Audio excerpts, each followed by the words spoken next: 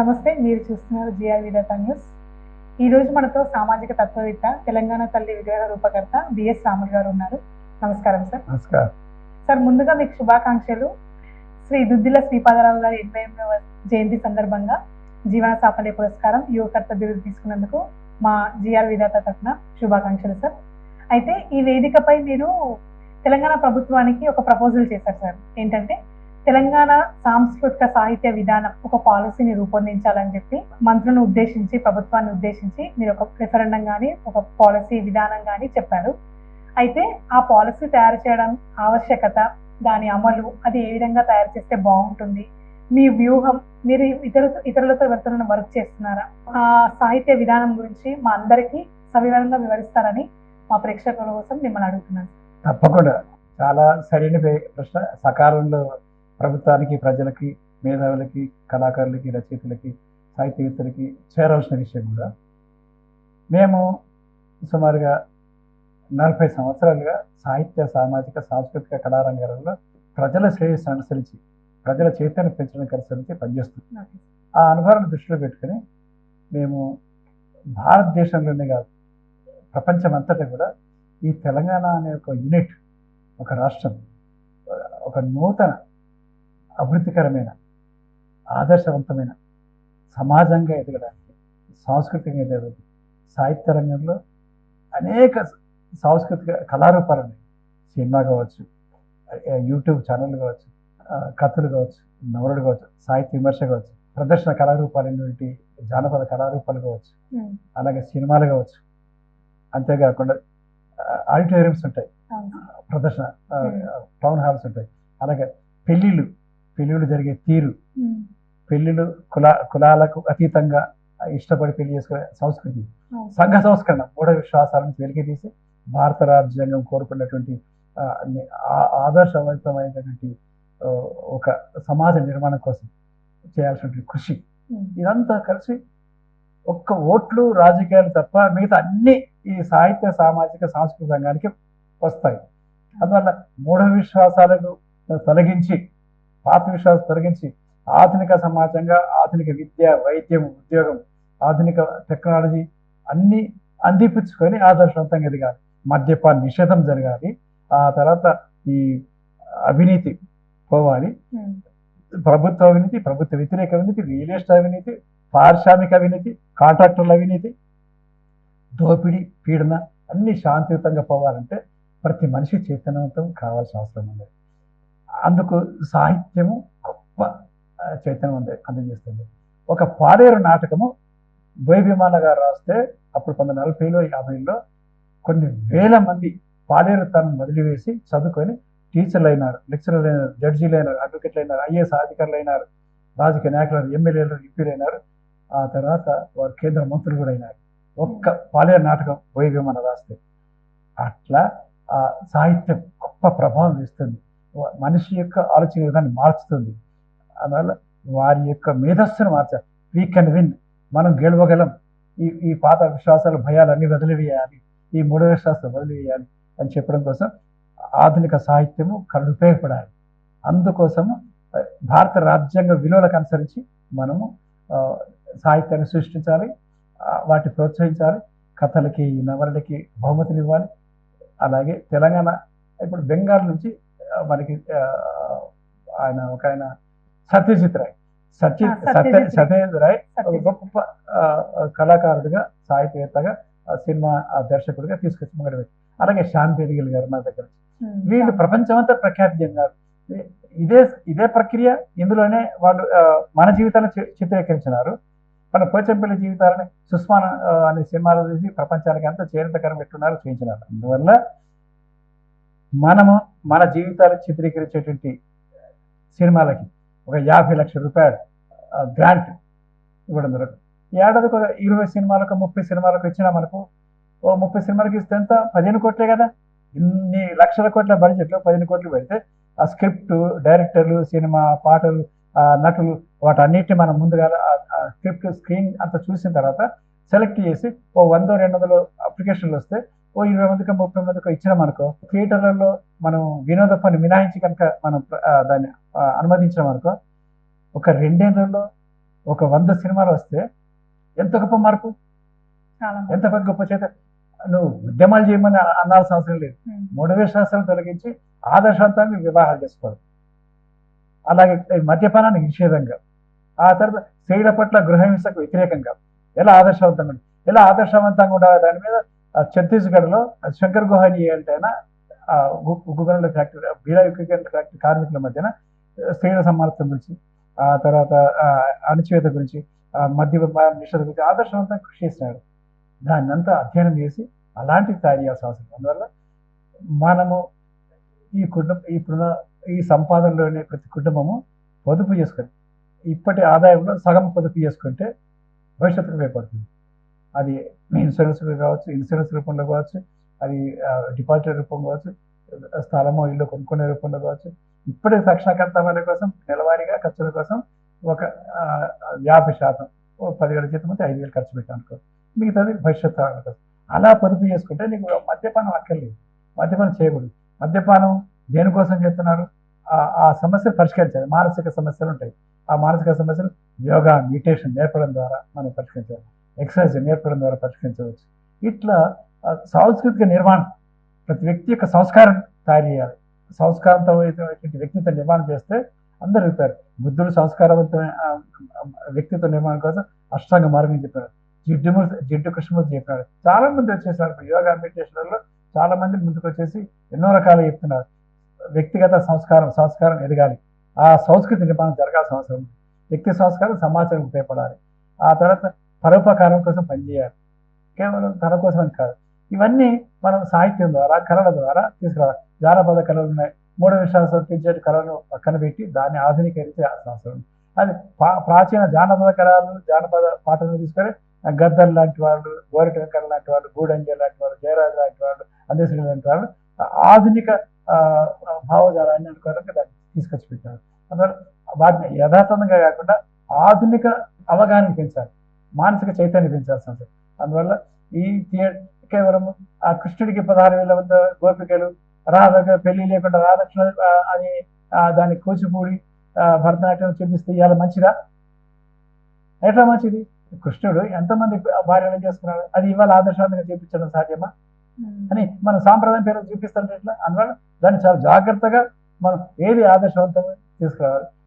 ఒక అనుమానం వచ్చేసి, ఒక అనుమానం, ఊరికే అనుమానం, ప్రజల కోసం పేరు చెప్పి తన కడుపులో ఉంటేనే అనుమానం వచ్చేసి, నువ్వు పొట్టతోటి గర్భవతి ఉన్నటువంటి భార్య సీతని అడవుల్లో పంపిస్తే నువ్వు చంపడానికి పంపినట్ట, బతకడానికి బతికి పంపినట్ట, రాముడు ఏం చేసినట్టు?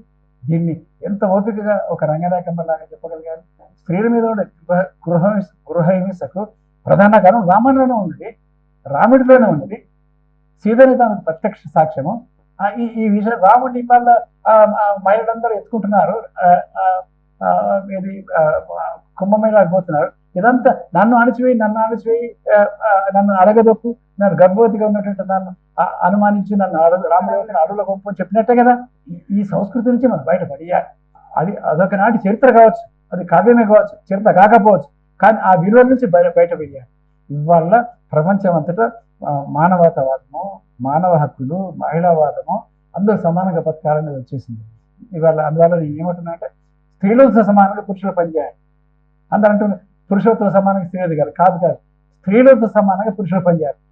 అంటే ఏమన్నా, స్త్రీలు పిల్లల్ని పెంచుతారు, వంట చేస్తారు, ఇల్లు 16 గంటలు స్త్రీలు పనిచేస్తారు, 8 గంటలు మగవాళ్ళు పనిచేసి రిక్రియేషన్ కోసం మిగతా 6 గంటలు 8 గంటలు పనిచేయడం వల్లనే వాళ్ళు ఎలా తాగుబోతులు అవుతున్నారు, వ్యభిచారం చేస్తున్నారు, పేకాట ఆడుతుంటారు, జూదం, వ్యభిచారం. ఇవన్నిటిని పోగొట్టి వ్యక్తి సంస్కారాన్ని అందించడం కోసము మనము సినిమాల ద్వారా, యూట్యూబ్ ఛానల్, ఇప్పుడు ఏంటి యూట్యూబ్లో సీరియల్స్ అన్ని ఏంటి, అత్త మీద కోడలు, యారాల మీద కోడలు, ఇట్లా కళ్ళు పెట్టినట్టు గుడ్లు మీద చూస్తా. అంటే ఏంటి? నువ్వేం ఎక్కిస్తున్నావు? విద్వేషాన్ని ఎక్కిస్తున్నావు. రాజకీయ నాయకులు అదే విద్వేషాన్ని ఎక్కిస్తారుగా, ముస్లిం మీద విద్వేషాన్ని, ఆ తర్వాత ఇతరుల మీద విద్వేషాన్ని, బీసీల మీద ఎస్సీలకు విద్వేషాన్ని, అగ్రకులాల మీద ఇంకొక విద్వేషాన్ని, ఇట్లా పాకిస్తాన్ మీద విద్వేషాన్ని, ఆ తర్వాత బంగ్లాదేశ్ మీద విద్వేషాన్ని, చైనా మీద విద్వేషాన్ని, ఏదో ఒక విద్వేషం, లేకపోతే అభద్రత పేరు వాడించకూడదు. 180 కోట్ల జనాభా ఉన్నటువంటి మెజారిటీ ప్రజలు విద్వేషం గురయ్యేటట్టుగా ఒక భయానక వాతావరణం సృష్టించి పెడుతుంటారు ఎవరైతే మెజారిటీ ప్రజలు. దీన్ని అంతా అలా తీసేసి నిజమే ధైర్యంగా ఉండగలుగుతారు. నిజానికి భద్రత ధైర్యం ఇవ్వాల్సిన దగ్గరికి మైనారిటీలే కదా. మన పాకిస్తాన్ ఉన్న వాళ్ళు, బంగ్లాదేశ్ ఉన్న వాళ్ళు, అమెరికాలో ఉన్నటువంటి హిందువుల కోసం మాకు మద్దతు జాగ్రత్తగా మాకు హక్కులు ఇవ్వాలి, వాళ్ళ భద్రత కల్పించాలి, మన రక్షణ ఇవ్వాలని చెప్పి కోరుకుంటున్నాగా. అట్లా ఆ స్థాయిలో మనం ఉండగలం. అందువల్ల ఈ అభద్రతా భావాన్ని తీసివేసి రక్షణ కల్పించి అందరికీ సమాన హక్కు, 1 man 1 value 1 vote, ప్రతి ఒక్కరు సమానమే, ఏ కులం గొప్పది కాదు, ఏ కులం చిన్నది కాదు, అన్ని కులాలు సమానమే. ఎవరైనా సరే సంఘ సంస్కరణ చేసేటువంటి వారు, ప్రభుత్వంలో సంఘ సంస్కరణ ఒక శాఖ ఉండాలి. రాజ్యాంగం ఏదైతే నెలకొల్పిందో ఆదర్శవంతమైనటువంటి నిర్మాణాలు చేసి పెట్టిందో, ఏ సంఘాన్ని నిర్మాణం చేయాలనుకున్నదో ఆ సంఘానికి అనుగుణంగా రాష్ట్ర ప్రభుత్వాల, కేంద్ర ప్రభుత్వాల సంఘ సంస్కరణ ఒక శాఖ ఉండాల్సిన అవసరం ఉంది. ఆ 3వ శాసనం వ్యతిరేకించేటువంటి శాఖ దాని ద్వారా పనిచేయాల్సిన అవసరం ఉంది. అందుకోసం ఈ సాంస్కృతిక రంగంలో ఇప్పుడు మన తెలంగాణ నుంచి వచ్చేటువంటి కథలు, నవలలు, ఇప్పటిదాకా ఏం జరిగింది తెలియజేయడం కోసం ఒక 1000 కథలని ఇంగ్లీష్లోకి, హిందీలోకి, ఫ్రాన్స్లోకి, రష్యా భాషలోకి అనువాదం చేసి పంపిణీ చేయాలి. ఉచితంగా గ్రాంట్తో పంపిణీ చేయాలి. 50 కోట్లు ఖర్చు పెట్టింది, 100 కోట్లు ఖర్చు పెట్టింది, గొప్ప సమాజం మారిపోతుంది. రష్యా వాళ్ళు చేశారుగా, వాళ్ళు పుస్తకాలని మనకు ఉచితంగా అందజేశారు. అలాగే ఒక 100-200 నవలలు, తెలంగాణ నవలలు అచ్చువేసి ఈ 22 భాషలు, భారత భాషలో 10 ఇతర దేశాల భాషలలో అచ్చువేసి పంపిణీ చేయండి. అప్పుడు భారతదేశంలో, ప్రపంచంలో తెలంగాణ సంస్కృతి అంటే ఏమిటి, తెలంగాణ జీవితం అంటే ఏమిటి, ఎట్లా బతికొచ్చారు, తెలంగాణ చరిత్ర ఏమిటి తెలిసి వస్తుంది. అలా వాటన్నిటిని వాటిని సమర్థించడం కోసం అది ఒక పురావస్తు శాఖ. కోటగొండలు కట్టారు, తాజ్మహల్ ఉంది, మనకు గోల్కొండ కిల్లా ఉంది, ఆ తర్వాత చార్మినార్ ఉంది, కొలగొడతామా? అది ఉన్నది అని చెప్పడం కోసం పురావస్తు శాఖను మ్యూజియం లాగా దాన్ని చూడాలి. పాత చారిత్రక అంశాలని, సాంస్కృతిక అంశాలని, కళారూపాలని పురావస్తు శాఖలాగా చూపించాలి తప్ప దాన్ని ఆదర్శించి ఇప్పుడు ఆచరించడం కోసం కాదు. ఇప్పుడు ద్రౌపది లాగా 5 భర్తలు చేసుకుని చెప్పగలమా? 17,000 మంది భార్యలు చేసుకోమని ఇప్పుడు చెప్పగలమా కృష్ణులాగా? అందువల్ల కేవలం అది ఆనాటి చరిత్ర అని చెప్పడం. అందువల్ల ఈ కళలు, సంస్కృతిలో కూడా సమూలమైన మార్పులు అవసరం ఉన్నది. దానికోసం మనము దేనికి ఎంత బడ్జెట్ కేటాయించాలి, ఎలాంటి ఆధునిక భావాలు ఉండేటువంటి వాళ్ళని తీసుకోవాలి. విద్య, వైద్యము, సంస్కృతి, కళలు, ఆ తర్వాత ప్రదర్శన, థియేటర్స్, నాటకము, వీటన్నిటిలో ఎన్ని మార్పులు రావాలి, ఎంత బడ్జెట్ కేటాయించాలి, దాన్ని బి నరసింహారావు గారు కూడా కొన్ని రాశారు. వాటన్నిటిని నేను మన ఉప ముఖ్యమంత్రి మన రవీంద్ర భారతిలో కలిసినప్పుడు బట్టి కుమార్ గారు చెప్పాను, మీ దగ్గర ఉంది, మేము ఇచ్చిన డాక్యుమెంట్, మేమంతా దాన్ని కోరుకుంటున్నాము, మీరు దాని మీద మంత్రివర్గం కూర్చోండి, రేవంత్ గారికి చెప్పండి, కూర్చోండి, దాన్ని ఓకే చేసి దాన్ని మార్పులు చర్యలు చేసుకుని ఓకే చేసి, ప్రభుత్వానికి కొన్ని పరిమితులు ఉంటాయి, మేము ఎక్కువ కోరుతాము, మీ పరిమితులు మీరు చేస్తారు, దాన్ని పెట్టిన బడ్జెట్ కేటాయించి చెప్పడం జరిగింది. మళ్ళీ 2-3 రోజుల్లో మేము వెళ్ళి ముఖ్యమంత్రి గారికి ఒక 5-10 మంది బృంద సభ్యులు, కళాకారులు, రచయితలు, మేధావులు, సాహిత్యవేత్తలు, అన్ని రంగాల వాళ్ళు కలిసి ముఖ్యమంత్రి గారిని, అలాగే మంత్రివర్గాన్ని, అలాగే ఉప ముఖ్యమంత్రి గారి బట్టి కుమార్ గారిని కలిసి డిస్కస్ చేద్దాం. అంటే దీనికి సంబంధించి ఏదైనా అకాడమీ లాగా పెట్టి ట్రైనింగ్, అంటే దాని ప్రచారం ప్రజల్లోకి ఎలా తీసుకెళ్దామని ఏమన్నా అనుకుంటున్నారా? మనకి ఇప్పుడు యూట్యూబ్ ఛానల్లో మనం ఇప్పుడు చాలా మంది స్వతంత్రంగా కొన్ని యూట్యూబ్లలో అరగంట, పావుగంట తెలంగాణ సంస్కృతి నుంచి తీస్తున్నారు. దానికి మనం ఒక ఏడాదికి 200 యూట్యూబ్ కథలు, నవలలు వస్తున్నాయి, సినిమాలు వస్తున్నాయి, అరగంట, పావుగంట సినిమాలు వస్తున్నాయి, మనం వింటున్నాం. వాళ్ళకే కనుక మనం ఒక సహాయం, ఒక అరగంట, గంట ఒక డాక్యుమెంట్ తీసే వాళ్ళకి 5 లక్షలు 10 లక్షలు ఇచ్చామనుకో, ఆర్థికంగా చేయూతనివ్వడానికి యథాతథంగా కాదు, దానికి కమిటీ పెట్టి, స్క్రీనింగ్ కమిటీ పెట్టేసి, అప్పుడు జాతీయ స్థాయిలో గ్రాంట్ ఇచ్చేటప్పుడు 18 లక్షలు 5 లక్షలు ఇస్తున్నారు. అలా ఒక స్క్రీనింగ్ కమిటీ ఉంది, స్క్రిప్ట్ చూడాలి, అతను లొకేషన్ ఎక్కడ చేస్తున్నావు, తెలంగాణ ప్రాంతంలో తెలంగాణ సంస్కృతిని, తెలంగాణ ప్రాంతాల యొక్క గ్లామర్ పెంచాలిగా, తెలంగాణ రచయితలు, తెలంగాణ నటులు, తెలంగాణ దర్శకులు, తెలంగాణ కవులు, తెలంగాణ వీళ్ళందరి గ్లామర్ పెంచాలిగా. ఎక్కడిదో తీసుకొచ్చి హాలీవుడ్ సినిమా వాళ్ళని తీసుకొచ్చి ఇక్కడ పెట్టి తీసుకుంటాను కుదరదుగా. ఆంధ్ర వాళ్ళను, మద్రాసి వాళ్ళను, ఏదో హిందీ నటులు కాదు, ఇక్కడ ఇప్పుడు ఎట్లయితే ఒక సుద్దాల శక్తి తెలంగాణ చదిగారు, ఒక చంద్రబోస్ తెలంగాణ చదిగారు, అట్లా మన దగ్గర కవులే కాకుండా, దర్శకులే కాకుండా, కథకులు, నవలకారులు, నాటక నటులు, కెమెరామన్లు, అన్ని రంగాలు 100% తెలంగాణ వాళ్ళు ఎదిగే విధంగా ఈ సినిమా రంగంలో కానీ, కళ రంగంలో కానీ, యూట్యూబ్ రంగంలో కానీ, వీడియో రంగంలో కానీ, డాక్యుమెంటరీలు సుమారుగా 20 రకాల ప్రక్రియలు ఉన్నాయి. నేను పూనా యూనివర్సిటీలో ట్రైనింగ్ చేశాను 1998లో. అప్పుడు చెప్పారు ఒక 20 రకాల ప్రక్రియలు ఉన్నాయి. వాటన్నిటిలో మనం వీళ్ళందరూ ప్రమోట్ చేయాలి. అన్ని కలిస్తేనే ఒక సామూహిక సాంస్కృతిక విప్లవం. సాంస్కృతిక విప్లవం సంఘ సంస్కరణ సాంస్కృతిక విప్లవం ద్వారా సాగుతుంది. ఇప్పుడు గద్దర్ 40 ఏళ్ళ నుంచి కృషి చేశాడు. ఆయన ఒక విప్లవం కోసం చేశాడు. దాంట్లో ఏం చేశాడు?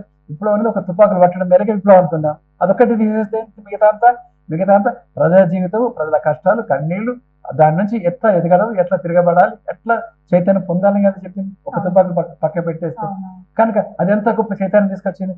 ఆ తుపాకులు పట్టడం ఒకటి తీసేసి ప్రజల జీవితాన్ని చిత్రీకరించి ఈ హక్కుల కోసం భారత రాజ్యాంగ పరిమితులు శాంతియుతంగా స్వేచ్ఛ, సమర్థం, సభాతృత్వం, సామాజిక న్యాయం, అందరికీ అన్ని అవకాశాలు అందాలి. ఏ కులం గొప్పది కాదు, ఏ కులం చిన్నది కాదు, ఏ ప్రాంతం గొప్పది కాదు, తెలంగాణ భాష కూడా గొప్పదే అని చెప్పి మా చరిత్ర కూడా గర్వించదగిన చరిత్రే. ఈ శూద్రులు అతిశూద్రులే ఈ 2000 సంవత్సరాల నుంచి ఈ సకల సంపద సృష్టించారు అనే దాన్ని వాళ్ళ సంస్కృత రంగంలో నిరూపించి చెప్పగలగాలి. ఇప్పటిదాకా కథలు, నవలు అన్ని పాత కథలు, ఒక రాజుగా మంత్రి ఆ బ్రాహ్మణుడు ఉంటాడు, కారణం ఉంటాడు, ఆ తర్వాత ఏం చేస్తాడు. ఆఖరి రామాయణుడు కూడా ఏం చెప్పారు? శూద్రుడు తప్ప చేస్తే మా వాడు పిల్లాడు చచ్చిపోయాడు కనుక ఈ శూద్రుని చంపు అని చెప్పి ఓ బ్రాహ్మణుడు చెప్తే ఆ రాముడు పోయి శూద్రుని చంపిండాడు. ఇంత ఘోరమైన పద్ధతి ఏదైనా ఉంటుందా? మన ధర్మంలో మనస్మృతులు కూడా ఇట్లాంటివే ఉన్నాయి. అదంతా పాత కథ. వాటన్ని చదువుకొని నెత్తి మీద పోసుకోవాల్సిన అవసరం లేదు. మనం 1947లో మన రాజ్యాంగ పరిషత్ ఏర్పడిన తర్వాత 1946 ఏర్పడిన తర్వాత మనం ఆదర్శవంతమైన రాజ్యాంగ నిర్మాణం చేసుకుందాం అనుకున్నాం. ఎందుకంటే అటు రష్యాలో, యూరోప్ దేశాలలో ఒక ఆదర్శవంతమైన సమాజం 1918 నుంచి సోషల్ విప్లవం, కమ్యూనిస్టు, మార్క్సిస్టు ఐడియాలతో వచ్చింది. మనం బహుళ పార్టీ వ్యవస్థలు తీసుకొచ్చుకుందాం, సాయుధ పోరాటం లేకుండా తెచ్చుకుందామని చెబితే మన వాళ్ళు ఆశించినటువంటి ఒక ఉదాత్తమైన ఆశయాలు వాళ్ళంతా నిజంగా భూస్వామ్య వర్గాల నుంచి, అగ్రకులాల నుంచి వచ్చిన వాళ్ళే కావచ్చు గాక. కానీ ఆనాడు ఎంత గొప్ప ఉదాత్తమైన ఆశయాలు, ఇవాళ ఆ ఉదాత్తమైన ఆశయాలు లేకుండా పోయినారు. ఉదాత్తమైన ఆశయాలకు అనుకూలంగా మనుషులు మార్చాల్సిన అవసరం ఉంది, ఉదాహరణకు ఎదగాల్సిన అవసరం ఉంది, పరోపకారం పట్టుకోవాల్సిన అవసరం ఉంది. అందువల్ల నేను నా కుటుంబం అనేట్లు పరిధిని వదిలివేసి, నేను నా కులము, నా ప్రాంతము వదిలివేసి మొత్తం సమాజం, భారతదేశం నుంచి ఎట్లా ఎదగాలంటే దానికోసం ఈ సమస్త కళలని, భారతీయ కళలని, భారతీయ వారసత్వాన్ని, తెలంగాణ వారసత్వాన్ని, తెలంగాణ ఆర్కియాలజీ, పురావస్తు శాఖని, హిస్టరీ, టూరిజంని అన్నిటి టూరిజంలో కూడా అద్భుతంగా డెవలప్ చేయాలి. ఇవాళ కేవలం టెంపుల్ టూరిజం అన్నారు. టెంపుల్ టూరిజం అంటే ఏంటిది? ఆగా తిరుపతికి పోవాలా, లేకపోతే ఇక్కడ యాదగిరి దాకా మళ్ళీ వెంకటేశ్వర గుడి కట్టించినారు, అక్కడికి అది కదా. ఆ టూరిజం విజ్ఞానదాయకమైన టూరిజం ఉండాలి. విజ్ఞానదాయకమైన టూరిజం ఎక్కడ ఉంటుంది? పురావస్తు శాఖలో ఉండే అవకాశం ఉంటుంది. అంటే గోల్కొండకి ఎలా చెప్తున్నారు, అట్లా అయినారు, ఇట్లా అయినారు చెప్పరాదు. అట్లా తాజ్మహల్ అక్కడ కూడా పాతదాన్ని ఆదర్శీకరించడం కోసం కాదు, వాటిని చూసి ఆ చెత్త అధిగమించమని ఇక్కడికి వచ్చేసిన. ఆనాడు కరెంటు లేదు, ఆనాడు రేడియో లేదు, ఆనాడు టీవీ లేదు, ఆనాడు ఏమీ లేవు. ఎడ్ల కచ్చడము, గుర్రం పోండి. ఎందుకంటే కాలం చాలా బాగుండేది. అంటే నేను ఒక మాట చెప్తుంటా అందరికీ, వెనకటి కాలం బాగుండేది. కరెంటు లేకుండా, స్కూటర్ లేకుండా, కారు లేకుండా, ఆ తర్వాత ఈ టీవీ లేకుండా, టెలిఫోన్ లేకుండా, ఈ రైలు లేకుండా, బస్సు లేకుండా బతకవా నువ్వు? అంటే ఆదివాసులు ఇప్పుడు గిరిజన ప్రాంతాలలో ఎట్లయితే ఆదివాసులు బతుకుతున్నా అదే జీవితం ఉంటుంది. ఈ 200 సంవత్సరాలు వచ్చిన అభివృద్ధి ఇదంతా వెనకటి కాలం లాగా లేదు. ఇది అందరికి అందాలి. అక్కడ అడవులలో ఉండే ఆదివాసులు కూడా అందాలి, అందరికి అందాలి. ఏముంది? 16 సంవత్సరాల పాటు, 17 సంవత్సరాల పాటు అందరు చదివిస్తే ఉచితంగా, కేవలం 16-17 సంవత్సరాల పాటు మిషన్ స్కూల్లో ప్రతి బాలికను చేసి సరిపిస్తే 16 సంవత్సరాల్లో భారతదేశం వాళ్ళందరూ గ్రాడ్యుయేట్ అవుతారు. అందరూ నిరాక్షరత అనేది ఉండదు. ఏదో ఒక రంగంలో డెవలప్ అవుతారు. వాళ్ళు కేరళ నుంచి అందరు చదువుకొని 50 దేశాల నర్సులుగా, సిస్టర్లుగా, డాక్టర్ వెళ్ళిపోయినారుగా. అట్లా సమాజాన్ని సేవ చేస్తారు, ప్రపంచాన్ని సేవ చేస్తారు, దేశాన్ని సేవ చేస్తారు, తమ తాను సేవ చేసుకుంటారు. అందువల్ల మనం ఈ కుదించకపోయిన ఆలోచన విధానం, మన మైండ్ విశాలమైన ప్రపంచ విశ్వమానవుడికి ఎదగడానికి అనుకూలంగా తెలంగాణ పౌరులు ఎదిగి ప్రపంచమంతటా అయితే సాఫ్ట్వేర్ ఇంజనీర్గా మన దేశం నుంచి, మన రాష్ట్రం నుంచి ఎట్లా ఎదుగుతున్నారు, అట్లా సామాజిక రంగంలో, సాంస్కృతిక రంగంలో, విద్యావేత్తలుగా, సినిమా డైరెక్టర్గా, రచయితలుగా, కళాకారులుగా, ప్రదర్శన కళాకారులుగా అన్నిట్లలో ఎదగాలి. ఇవాళ తెలుగు భాషలో, తెలంగాణ భాషలో రాస్తే అయ్యో ఎదుగుతాము, అయ్యో ఇట్లా అని బాధపడాల్సిన అవసరం లేదు. డీప్ సీక్ అనేటువంటి ఒక ఛానల్ వచ్చేసింది, ఆర్టిఫిషియల్ ఇంటెలిజెన్స్ వచ్చేసింది. అది అద్భుతాలను సృష్టిస్తుంది. నిన్న ఒక టీవీ, ఒక యూట్యూబ్లో చూసారు, చార్మినార్ని ఎలా కట్టారు అనేది వచ్చేసింది. చార్మినార్ కట్టారంటే బండ్లు ఎట్లా బండ్లతో ఎట్లా తీసుకుపోతున్నారు, గుర్రాలతో ఎట్లా తీసుకున్నారు, రాజు ఎట్లా ఉన్నారు, దాన్ని ఎట్లా కట్టారు అనేది ఆర్టిఫిషియల్ ఇంటెలిజెన్స్ డీప్ సిక్ తో చూపించేసి తయారు చేసి పెట్టారు. అంటే 400 ఏళ్ళ కింద పెట్టిన దాన్ని ఇవాళ ఎట్లా కడుతున్నారో అట్లా దాన్ని చేసి చూపించినారు. ఇప్పుడు సినిమాలు బాహుబలికి ఈ అక్కడక్కడ సెట్టింగ్ వేసినట్టుగా రామోజీ ఫిల్మ్స్ సెట్టింగ్ వేసినట్టుగా ఏ నర్సరీలో కూడా కేవలం కంప్యూటర్ చూపిస్తున్నారు. అంత స్థాయిలో టెక్నాలజీ డెవలప్ అయింది. అందువల్ల మన తెలంగాణ భాషలో రాసినటువంటి వాటిని డిపిసిక్ ద్వారా ఇంగ్లీష్లోకి, ఫ్రెంచ్లోకి, ఉర్దూలోకి, ప్రపంచ భాషల్లోకి అనువాదం చేసి దాన్ని కొద్ది కరెక్షన్ చేసి పంపించేస్తే క్షణాల్లో, రోజులలో ప్రపంచం అంతా చేరేటువంటి యంత్రాంగం పెరిగింది ఇవాళ. ఆ టెక్నాలజీ, సైన్స్ లక్షలాది మంది తయారు చేసినటువంటి ఈ ఆధునిక పరికరాలు, ఈ communication system, optical fibre network అంటాం, అంతా ఉపయోగించుకొని సద్వినియోగం చేసుకునే బాధ్యత, కర్తవ్యం మనందరి మీద ఉన్నది. దానికోసమే ఈ తెలంగాణ సాంస్కృతిక ప్రణాళిక విధానం ప్రవేశపెట్టాలని నేను కోరుకుంటాను. ఇంత విశాలమైన చెప్పారు. ఇందులో తెలంగాణ ప్రభుత్వానికి ఎంత అవసరమో తెలియదు. ఏం లేదు, నువ్వు ఒక శాతం 3 లక్షల కోట్ల బడ్జెట్ ఉంటే దాని 1% బడ్జెట్ కేటాయిస్తే 3,000 కోట్లు అవుతుంది. ఆ 3,000 కోట్లు ఖర్చు పెడితే నాటకాలకింత, సినిమాలకింత, పుస్తకాల అనువాదాలకింత, నవల అనువాదాలకింత, ఆ తర్వాత జిల్లాకు 31 జిల్లాలలో ఆడిటోరియంస్కింత, ఆ తర్వాత నటులకింత, కళాకారులకింత, ఆ తర్వాత వృద్ధులకు పెన్షన్స్ కింత, ఆ తర్వాత సినిమాలకు సబ్సిడీ గ్రాంట్లకింత, ఆ తర్వాత ఇట్లా అనేక రకాలలో, అనేక రంగాలలో ఆ 3,000 కోట్లు ఖర్చు పెట్టవచ్చు. దానివల్ల ఉపాధి కల్పన జరుగుతుంది, లక్షలాది మంది ఉపాధి కల్పన, చైతన్యం పెరుగుతుంది. ఆ చైతన్యం ద్వారా నైపుణ్యం పెరుగుతుంది. నైపుణ్యం పెడితే సంపద సృష్టి జరుగుతుంది. సంపద సృష్టించడం చాలా ముఖ్యం. సంపద ఇవాళ 2,000 కోట్లు, 2,000 రూపాయలు, 3,000 రూపాయలు పంచుదాం అంటే ఈ పంచడం కన్నా సంపద సృష్టించడం నేర్పితే ఆ సంపద, మొట్టమొదటి సంపద సృష్టించాలి. రిజిస్ట్రేషన్ ద్వారా ఇవాళ 15,000 కోట్ల రూపాయలు అదే సంపద సృష్టించడమ్మా, ప్రజల నుంచి తీసుకోవడమేగా. తాగుబోతులు 95,000 కోట్ల రూపాయలు వాళ్ళ మద్యపానం ద్వారా సంపాది రొటీన్ అవుతుంది. 30,000 కోట్ల రూపాయలు ప్రభుత్వానికి, 6,000 కోట్లు బార్ షాపులకి, తిండికి, టికానికి ఖర్చు అవుతుంది. ఈ 95,000 కోట్ల రూపాయలు కనుక ప్రజల దగ్గర మిగిలిపోతే నువ్వు 500 కోట్లతో పరిశ్రమ పెడుతున్నారని చెప్పి పెద్ద ప్రకటన ఇవ్వాల్సిన అవసరం ఉంది. ఈ ప్రజలు ఈ 90,000 కోట్లకి వెళ్ళి 30,000 కోట్ల రూపాయలు సొంతానికి వాడుకొని పిల్లలు మంచిగా చదివించుకొని, ఆ తర్వాత కాలేజీలకు పంపించుకొని, మంచి కూరగాయలు, మంచి భోజన సదుపాయాలు మంచిగా తినుకుంటూ ఇంకో 50,000 కోట్లు మిగిలిస్తే ఈ 50,000 కోట్లు ఎల్ఐసిలో, బ్యాంకులలో, పోస్ట్ ఆఫీసులలో డిపాజిట్ చేసుకుంటే, షేర్లు కొనుక్కుంటే ఈ 30,000 కోట్ల రూపాయలు ఏటా బడ్జెట్లో మనకు పరిశ్రమలు కనుక పెడితే ఎన్ని పరిశ్రమలు వస్తాయి. పొదుపు నేర్పాలి. మద్యపానం వాళ్ళని సంపద సృష్టి జరగలేగా. ప్రజల నుంచి డబ్బు దోచుకుంటున్నావు, నీళ్లు పోసినావు, నీళ్ళేగా నువ్వు ఇచ్చేది. ఏంటి నువ్వు ఇచ్చే బీర్లలో బియ్యపు నీళ్లు, దాంట్లో ఏంటి రిస్కెలలో ఉంటే మురిగిపోయిన నీళ్లు, వాటిని పోసి నువ్వు దాని పన్నుల మీద పన్నులు వేసి 500, 1,000 రూపాయలు తీసుకుంటావు. ఈ 95,000 కోట్ల రూపాయలు ఇదంతా నేను ఎప్పుడు 1984 నుంచి 1984 రాడికల్ యూనివర్సిటీ ప్రధాన కార్యదర్శిగా 41 సంవత్సరాలు ఉన్నప్పుడు చెప్తున్నాను. ఈ సారా మద్యము అనేది పైసా ఉత్పత్తి లేకుండా సంపద సృష్టించకుండా ప్రజల డబ్బును దొంగ నోట్ల చేయడంతో సమానం. మద్యపానం డబ్బులు సంపాదించారు బార్ షాపుల వాళ్ళు కావచ్చు, ప్రభుత్వం కావచ్చు. వెనుకటి కాలం ఎంత ఘోరం ఉందంటే, వెనుకటి కాలంలో శివాజీ గాని, ఔరంగజేబు గాని, లేదా కాకతీయులు గాని, శాతవాహనులు గాని పంటలు 6వ వంతు, పంటలు 4వ వంతు అని తీసుకున్నారు. అబ్బా కింతన అన్యాయం అనుకున్నారు. కానీ ఇవాళ ఉట్టిగా రిజిస్ట్రేషన్ చేసుకుంటే, అయ్యా నేను కొనుక్కున్నాను, వాళ్ళ దగ్గర స్థలం కొనుక్కున్నా, ఇల్లు కొనుక్కున్నాను అన్నందుకే 11% కడుతున్నారు. మళ్ళా నువ్వు 28% జిఎస్టీ పెట్టినావు. అని నెహ్రూ కాలంలో ఇన్ని పన్నులు లేవు, ఇంత జీతాలు, ఇంత సంపద లేవు, మరి ఇన్ని ప్రాజెక్టులు కట్టినారు, ఇన్ని రోడ్లు వేసినారు, కరెంట్ ఉత్పత్తి చేశారు, మరి ఆ పైసలన్నీ అయిపోయినాయి.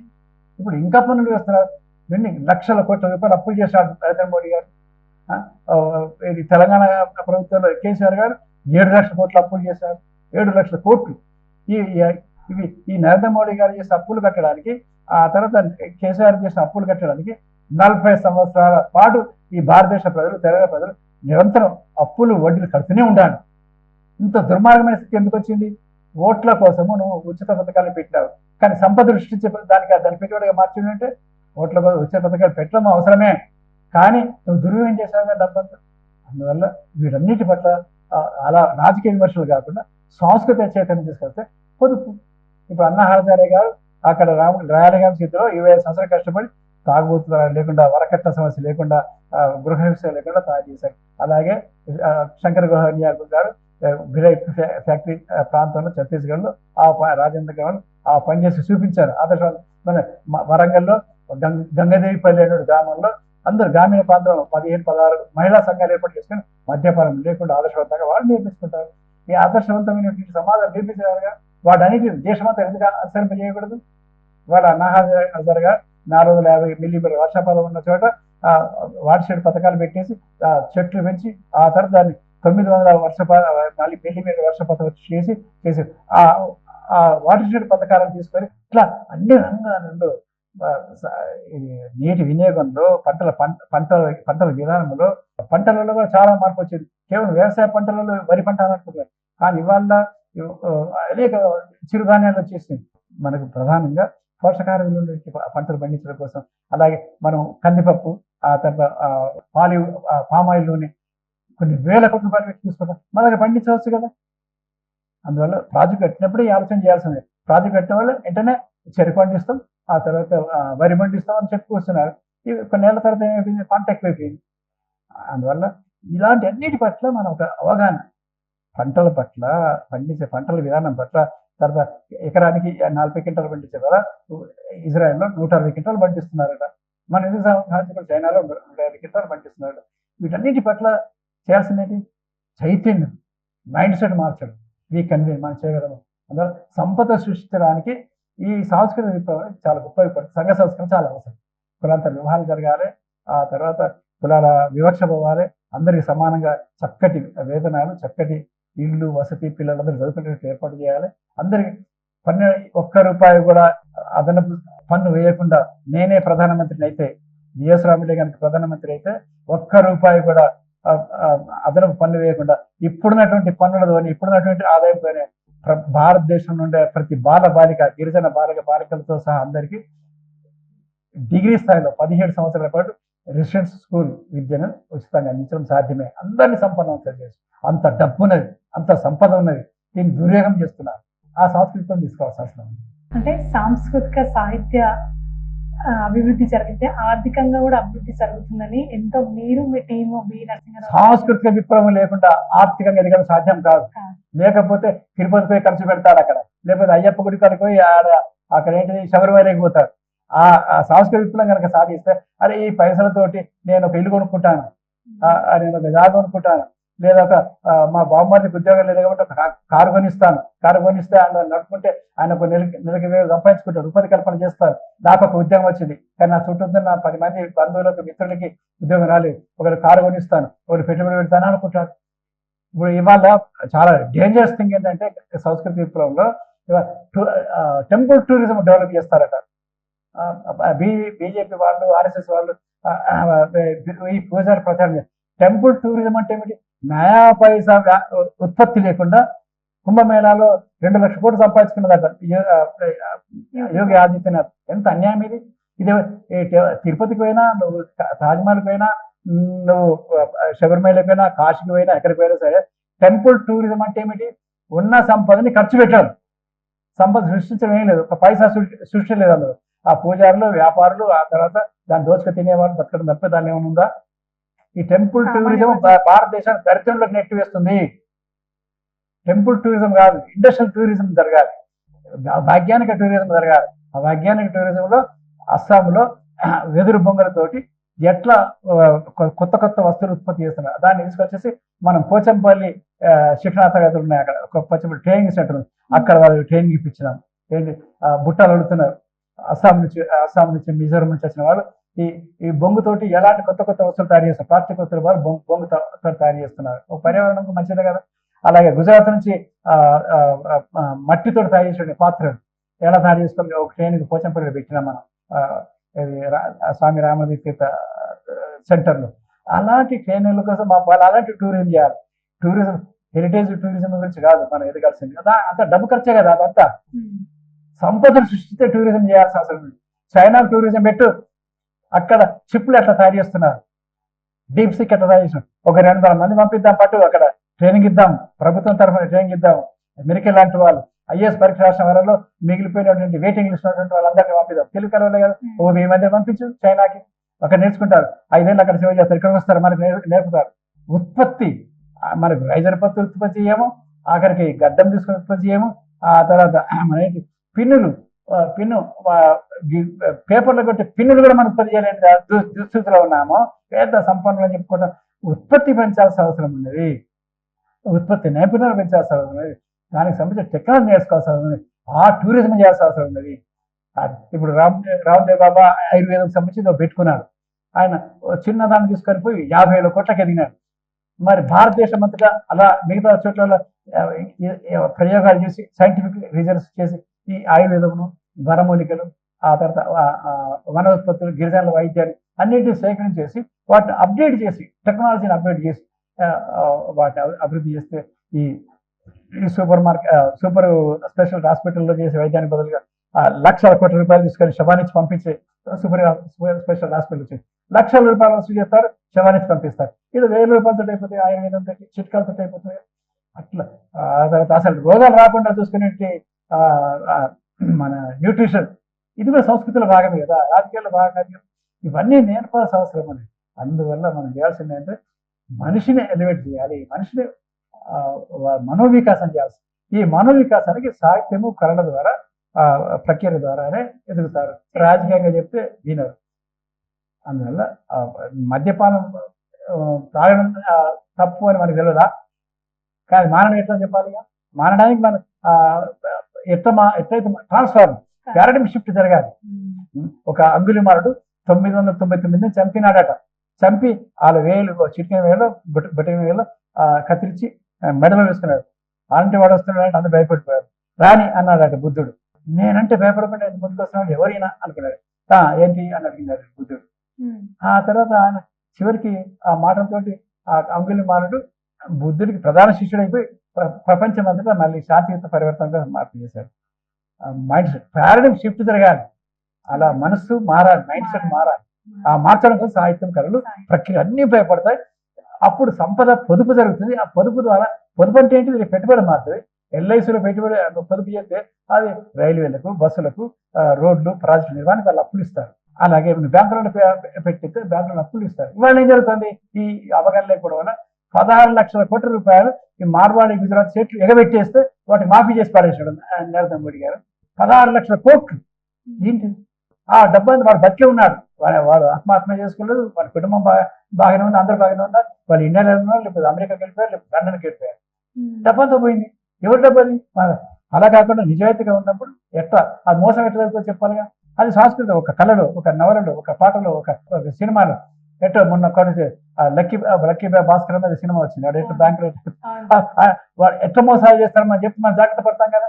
షేర్ మార్కెట్ లో మోసాలు ఒక సినిమాలు చూపించినాం అనుకో అందరు జాగ్రత్త పడతారు కదా. అట్లా ప్రతి రంగంలో చెప్పాను.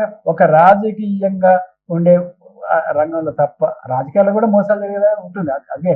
కానీ మిగతా అన్ని రంగాలు ప్రభావితం చేసినటువంటి స్థాయి, చైతన్యం పెంచేటువంటి అవసరం, కర్తవ్యం, దాని విశాలమైనటువంటి వేదిక సాంస్కృతిక రంగం, సాహిత్య రంగం మాత్రమే, మేధో రంగం, భావజాల రంగం మాత్రమే. అందువల్ల దీన్ని ఎప్పుడైతే మనం ఎదిగిస్తామో వాళ్ళు ఎదుగుతారు. ఇవాళ 100% మన కేరళలో విద్యావంతులు ఉన్నారంటే, మిజోరంలో 100% విద్యావంతులు ఉన్నారంటే, మరి లండన్లో 200 సంవత్సరాలుగా 100% విద్యావంతులు ఉన్నారంటే మరి ఎదగడం కారణం. అలా ఎదగాల్సిన అవసరం. దానికోసం తెలంగాణ సాంస్కృతిక జరగాలి, ఆ సంఘ సంస్కృతి జరగాలి, 3వ శాస్త్రం బయటకు రావాలి. అందువల్ల ఇదంతా వృధా ఖర్చు కాదు. ఇదంతా ఏదైతే విద్య మీద, వైద్యం మీద, సాంస్కృతిక రంగం మీద పెట్టే ఖర్చు అంతా పెట్టుబడితో సమానము, పెట్టుబడి కన్నా ఎక్కువది. ఎందుకంటే ఒక అవగాహన పెరిగితే నాగలతో దున్నితే 2 ఎకరాలు దున్నట్టు, ట్రాక్టర్తో దున్నితే 20 ఎకరాలు దున్నట్టుగా అతని చైతన్యం పెరిగితే సంపద సృష్టించడం అనేది 10 రెట్లు పెరుగుతుంది. ఇప్పుడు ఉదాహరణకి ఇప్పుడు 5 కోట్లతో ఒక సినిమా తీస్తున్నారు, 4 కోట్లతో ఒక సినిమా తీస్తున్నారు. ఒక ఇంద్రగంటి వంశీ అనే అబ్బాయి ఒక సినిమా తీసినాడు, చలం నవల దోషగుణం అనే ఒక కథతో సినిమా తీసినాడు. అది 4 లక్షల పెట్టుబడితో తీసి 35mm దానికి బోలప్ చేశాడు.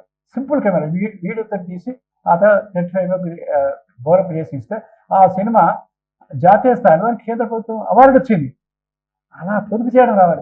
మళ్ళా ఏమంటాడు, ఇద్దరు నేను ఒక ముఖ్య అధ్యక్షుడిగా, ముఖ్య అతిథిగా ఉన్నా, ఓ మీడియా చూసారు అనుకుని నేను మళ్ళీ తీసేసాను కూడా అంతే తీస్తా, 5 లక్షలు 6 లక్షలు పెట్టుబడితో తీస్తానన్నాడు. ఎందుకు 5 కోట్లు పెట్టి తీయాల్సిన అవసరం ఉంది? 150 కోట్లు ఎందుకు పెట్టాలి? 500 కోట్లు ఎందుకు పెట్టాలి? నేను అంత అవసరమా మనిషి మార్చడం కోసం? జాను అనే సినిమా వచ్చింది, నేను 4 సార్లు చూసినాను. జాను అనే సినిమాలో క్లాస్మేట్లు అప్పుడు చిన్నప్పుడు ప్రేమించుకున్నారు. ఆ తర్వాత ఆమె ఎక్కడికో వెళ్ళిపోయింది. ఇతడు ఆ, ఆ, ఆమె ఆలోచనలలో ఎగిదిరుకుంటే ఫోటోగ్రాఫర్ తిరుగుతుంటాడు. 14 సంవత్సరాలు 15 సంవత్సరాల తర్వాత కలుసుకుందాము, ఓల్డ్ ఫ్రెండ్స్ కలుసుకుందాం అని అనుకున్నప్పుడు ఆమె వచ్చినట్టుగా కథ మొదలవుతుంది. ఆనాటి విషయాలను చెప్పుకుంటూ వస్తుంటారు. ఆ తర్వాత వాళ్ళ ప్రేమ ఎట్లా చిన్నప్పుడు ఎంత బాగుండే వెళ్ళిపోయినాయి, అనుకోకుండా ఎట్లా వెళ్ళిపోయినాం. ఆ చిన్న కథ చిన్నది, కానీ తెలుగులో, తర్వాత కన్నడంలో, మలయాళంలో, తెలుగు అన్నిట్లలో చాలా చక్కగా అద్భుతంగా సక్సెస్ అయింది కదా. పెద్ద పెద్ద సిట్టింగ్స్ అంటే ఏమి లేవు. ఒక ఆ, ఒక హాల్లోనే, ఒక ఫంక్షన్ హాల్లోనే అక్కడ కూర్చుంటారు, అక్కడ మారుతూ గతం గురించి మాట్లాడుకుంటారు. అట్లా మానవ సంబంధాలను సెంటిమెంట్స్ క్రియేట్ చేసి మానవీయ సంబంధాలను క్రియేట్ చేయాలని కావాలి, క్రూరత్వాన్ని పెంచడం కోసం కాదు. ఆ ద్వేషాన్ని అత్తాకోడులు, తోడికోడుల మధ్య ద్వేషాన్ని పెంచడం సీరియల్ నిజంగా బ్యాన్ చేయాల్సిన అవసరం ఉంది. అదంతా భారతదేశ రాజ్యాంగానికి విలువలు ప్రచారం చేస్తున్నారు. భారతదేశ రాజ్యాంగానికి విలువలు ప్రచారం చేసే టీవీ సీరియల్ కానీ సినిమాలు కానీ బ్యాన్ చేయాల్సిన అవసరం ఉంది. అది అది స్వేచ్ఛ ఎట్లా అవుతుంది? నేరాన్ని ఇట్లా చేశాడనే స్వేచ్ఛ అంటే అది స్వేచ్ఛ. స్వేచ్ఛ దుర్వినియోగం చేయడం, మౌలికమైన మార్పు తీసుకోవాల్సిన అవసరం సంస్కృతంగా ద్వారానే సాధ్యమైంది. సంఘ సంస్కరణ అనేది కందుకు వీరసింగం పంతులు చేసిన, ఆ తర్వాత రాజా రామ్మోహన్ గారు చేసిన, బ్రిటిష్ ప్రభుత్వం చేసిన, గురజాడ అప్పారావు గారు చేసిన, లేదా మహాత్మా జ్యోతిబా ఫులే చేసిన, సావిత్రిబాయి ఫులే చేసిన, అంబేద్కర్ చేసిన, అందరూ సాంస్కృతిక రంగం ద్వారా, విద్యారంగం ద్వారా వాళ్ళు సంఘ సంస్కృతి చేపట్టారు. అందువల్ల సాంస్కృతిక రంగం యొక్క ప్రాధాన్యత అత్యంత ప్రధానమైనది. అందుకే ప్రభుత్వానికి ఒక మౌలికమైన మార్పులు, ప్రపంచానికే ఆదర్శవంతంగా ఉండే విధానాన్ని రూపకల్పన చేయాల్సిన అవసరం ఉందని భావించి మేము దాని గురించి చర్చ చేద్దామని అనుకుంటున్నాం. ఓకే సార్, ఒక సమాజం కానీ వ్యక్తి కానీ ఆర్థికంగా ఎదగడానికి సాంస్కృతిక సాహిత్యం ఎంతో సహాయపడుతుందని మీరు ఎంతో నిశ్చితంగా లోతుగా పరిశీలించి నరసింహారావు గారు, మీరు మీ టీం చేస్తున్న కృషికి ధన్యవాదాలు సార్. మన తెలంగాణ ప్రభుత్వం కూడా ఈ ప్రతిపాదన ముందుకు తీసుకెళ్లి మన తెలంగాణ సాంస్కృతిక సాహిత్యం ఇంకా ముందుకు వెళ్ళి ప్రపంచ పటంలో తెలంగాణ యొక్క గొప్పతనాన్ని, సంస్కృతి కళలను ప్రజలందరికీ చెప్పే విధంగా ప్రోత్సాహం చేస్తుందని, అదే విధంగా నిధులు సమకూరుస్తుందని ఈ ఛానల్ ద్వారా తెలియజేస్తూ ధన్యవాదాలు సార్.